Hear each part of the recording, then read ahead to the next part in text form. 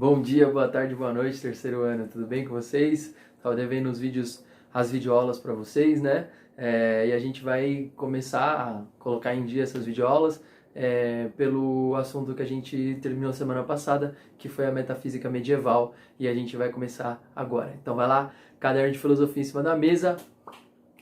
É sério, caderno de filosofia em cima da mesa. Vai lá pegar. Seguinte, metafísica medieval, pessoal. Sempre, lembra que eu falei para vocês? Falou de Idade Média, pensa na Igreja Católica, ok? Pensou em Idade Média é pensar no momento em que a Igreja Católica tem muito poder e, portanto, aquilo que a Igreja Católica prega, o cristianismo, vai ter muito espaço em qualquer discussão que a gente tiver durante esse período. Não é diferente da filosofia. Na filosofia medieval, nós vamos ter muita influência do cristianismo, né? Não apenas influência, mas como determinação do cristianismo sobre o pensamento desses filósofos que nós vamos estudar, né? Desses dois filósofos, vocês já sabem, o Agostinho e o Tomás de Aquino, posteriormente considerados até santo pela Igreja Católica, de tanto que eles contribuíram para o pensamento cristão, o Santo Agostinho e o São Tomás de Aquino. Seguinte, pessoal, a Idade Média se inicia ali por volta do ano 473, né? A gente coloca esse ano porque foi o ano em que Roma caiu, né? E aí o Império Romano cai, acaba a Antiguidade depois, né? Os historiadores olham para esse período e falam, bom, aqui podemos dizer que acabou a Antiguidade porque tudo muda a partir desse momento, né? O Império Romano termina, e começa esse longo período que vai ser a Idade Média, que dura aí 1000 anos, vai acabar só em 1453 para uns, 1492 para outros, enfim, dura aproximadamente 1000 anos a Idade Média. A Idade Média é um período marcado, novamente, pelo poder da Igreja Católica e por uma fragmentação, né, na Europa. Quando o Império Romano cai, quando o Império Romano vem abaixo, ele cai porque os bárbaros invadem o Império Romano, né, os chamados bárbaros, né, estrangeiros, invadem o Império Romano e eles fragmentam o Império. Aquele Império que unia toda a Europa em torno de um imperador, toda a Europa e ainda parte do Oriente, né, mas aquele Império que unia toda a Europa em torno de um imperador, daquela crença no imperador como um deus, aquele Império acabou, toda aquela unidade na Europa acabou em torno de Roma. Agora o que você vai ter são clãs e pequenos grupos se organizando naquele território e você vai ter uma outra lógica, que é a lógica da fragmentação. Não existe mais essa ideia de uma unidade muito grande, né? Não só de uma unidade muito grande, mas de uma unidade no geral na Europa, né? Você vai começar a ter os feudos, né? Esses lugares fechados, murados, muralhados, em que as pessoas se isolam ali dentro, sobrevivem daquilo ali que elas produzem ali dentro do próprio feudo, não tem muito contato com o mundo externo, né? Prova disso é a palavra vilão, por exemplo, sempre gosto de usar palavras, mas a palavra vilão vem da ideia daquele que mora na vila, aquele que mora fora do feudo, ou seja, morar no feudo era perigoso, era o cara que morava na vila, era o vilão, o cara perigoso, olha que doideira, né? Como a nossa língua é influenciada de diversas formas. Enfim, durante o feudalismo, nós temos esse ambiente fragmentado e quem vai ocupar o lugar, quem vai tomar o lugar do imperador romano, dá uma travada aqui, né? Do imperador romano no sentido de aquele que unifica, aquele que traz uma certa unidade entre os povos da Europa, será a Igreja Católica. A Igreja Católica que já era a religião oficial no finalzinho do Império Romano, né? A Igreja Católica é um dos motivos do Império Romano cair, a população acaba perdendo o respeito pelo imperador, porque um monte de gente começa a virar cristão, começa a virar católico, e eles acreditam no monoteísmo, em um só Deus, e aí o imperador não é considerado mais Deus. Então o próprio povo já começa a desrespeitar o imperador, e aí junta com todas as invasões bárbaras, enfim, a queda do Império Romano é uma matéria de história, né? Não dá pra gente tratar nesse vídeo aqui. Mas a Igreja Católica, ela tomou para si essa tarefa, essa função de ser a unidade do território europeu, né? De ser a unidade. Apesar de existirem vários fragmentos depois da queda do Império Romano, chamados de feudos, todos eles estavam unificados pelo quê? Pelo quê? Pela língua? Não, eles falavam línguas diferentes. Por costumes? Não, tinham costumes diferentes. Pela religião. A religião dentro da Europa era única, era a Igreja Católica. E aí ela unificava, ela cumpria um papel de unificar esse continente como um todo. Portanto, olha o poder desses caras. Eles, além de terem um poder espiritual, que é o poder de ser a religião dessa população, eles tinham um poder político também, que é o poder de estar acima de qualquer governante, porque todos os governantes, os senhores feudais, aqueles que governavam os feudos, acreditavam e eram crentes da Igreja Católica. Né? Pessoas que acreditavam na Igreja Católica. Portanto, ela estava acima de todos e ela unificava toda a Europa na sua fé.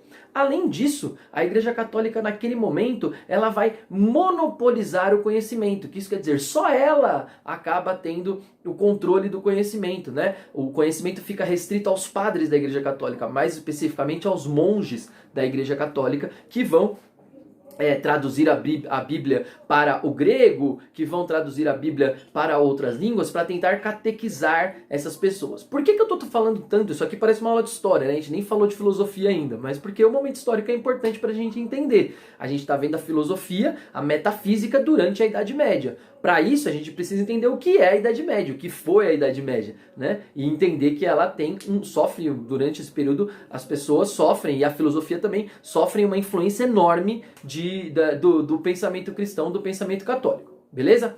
Vamos ver então como é que é a metafísica. A metafísica e a filosofia, no geral, durante a Idade Média, ela passa por dois períodos. O período da patrística e o período da escolástica. Calma, os dois principais representantes desses períodos, a patrística é o Santo Agostinho, o Agostinho de Hipona, e da escolástica, o São Tomás de Aquino, o Tomás de Aquino, né? Os dois transformados em santos, como eu já falei. O Agostinho, no primeiro momento, né? Eu falei na ordem mesmo, né? No primeiro momento, o Agostinho ele vive ali pelo ano de 380, e aí logo que a Idade Média está se formando, né? Num primeiro momento, a metafísica medieval ela vai estar muito ligada à filosofia de um cara que nós já estudamos muitas vezes, chamado Platão. Né? O Platão, com aquela sua teoria metafísica, lembra sempre que metafísica é o estudo daquilo que está além do que é físico, mas no sentido de estudar qual é o sentido das coisas. Então, né, vamos situar a coisa aqui. O Agostinho, ao estudar o sentido, a finalidade de tudo que existe, isso que é estudar metafísica, né? Qual que é o sentido original, o sentido mais profundo daquilo. Por isso que é metafísica, é além do físico, né? O sentido mais profundo não pode ser tocado. Enfim, o Agostinho, ele vai ler o Platão, ele vai concordar com Platão, e a filosofia patrística é uma filosofia neoplatônica, muitas vezes. O que isso quer dizer? São pessoas que são filósofos que leram o Platão, concordam com a filosofia platônica e dão uma nova cara para essa filosofia platônica. O Agostinho vai fazer isso. Ele vai pensar a metafísica através da filosofia do Platão, certo? E ele vai, basicamente, gente, transportar a filosofia platônica do mundo das ideias, do lado de fora da caverna, do lado de dentro da caverna, do mundo sensível, para o cristianismo, né? Ele casa, né? É o que a gente diz que durante a Idade Média, o que tentou se fazer era um casamento entre fé e razão. Mas um casamento em que a fé era mais importante, mas um casamento entre fé e razão. Esse casamento entre fé e razão, proposto pelo Agostinho, ele vai trazer a teoria do Platão, do mito da caverna, e aí recorde essa teoria, né? O lado de fora da caverna como mundo perfeito, o lado de dentro da caverna como mundo sensível, como basicamente o nosso mundo, né? O mundo que nós percebemos através dos 5 sentidos, em que nada é perfeito, tudo é imperfeito, tudo está incompleto. Para o Platão a verdade não está aqui, nós nunca vamos ter o conhecimento completo nesse mundo, dentro da caverna, né? Na metáfora, nós só vamos conhecer a verdade do lado de fora da caverna. O que o Agostinho faz é simplesmente adaptar a teoria do Platão ao cristianismo, né? Obviamente que é muito mais do que isso, né? Quem sou eu para fazer esse julgamento tão simples do Agostinho assim? Mas para a gente resumir nessa aula, que é o mais importante, é isso, né? Ou seja, ele vai mostrar que o lado de fora da caverna, o mundo perfeito, é o reino dos céus, é onde está o conhecimento, e o lado de dentro da caverna, o mundo imperfeito, o mundo dos 5 sentidos, é o nosso reino, é o nosso mundo, ok? O São Tomás de Aquino está muito tempo depois do Agostinho, né? Ele pertence à escolástica. Escolástica tem esse nome justamente porque defende as escolas, né? Muita gente acha que a Idade Média foi o período das trevas e tal, né?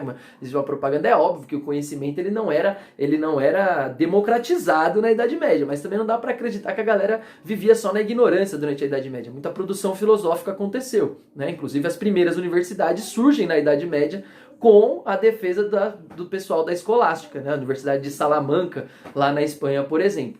A escolástica é uma escola da filosofia que o São Tomás de Aquino vai pertencer, que defende a teoria aristotélica sobre a explicação metafísica das coisas. Então, o sentido das coisas, o sentido original das coisas, é porque tudo tem uma causa. E o que o São Tomás de Aquino vai fazer? Ele vai fazer novamente o casamento entre fé e razão, trazendo para a fé um peso um pouco maior. Por quê? Porque o São Tomás de Aquino ele vai dizer, de fato, tudo tem uma causa. E ele elenca lá as 5 causas da existência de tudo, né? Tudo existe, o sentido de tudo existe porque foi feito, foi ocasionado, né? Tudo tem uma causa. E para o São Tomás de Aquino, essas 5 causas, assim como Aristóteles listou 5 causas, para o São Tomás de Aquino, essas 5 causas têm uma origem divina, no chamado motor imóvel. O Aristóteles chama de motor imóvel e o São Tomás de Aquino basicamente vai dizer, o motor imóvel é Deus. Né? O motor imóvel é Deus, onipresente, onisciente, onipotente, que deu movimento a tudo, que fez tudo existir. Beleza, pessoal? Basicamente é isso, né? O que você precisa saber. Agostinho, escola patrística, Tomás de Aquino, escola escolástica, né? Estranho falar isso. 2 escolas dentro da Idade Média, tratando sobre metafísica, tratando sobre a finalidade, a origem, a função primeira, o sentido de tudo. Essas 2 escolas sempre tentando casar fé com razão. A escola do Agostinho, né, a patrística que o Agostinho pertence, ligada ao Platão, a escola do São Tomás de Aquino ligada ao Aristóteles, de inspiração aristotélica. Beleza, pessoal? É isso, espero que vocês tenham gostado e façam um relatório dessa aula. Beijo!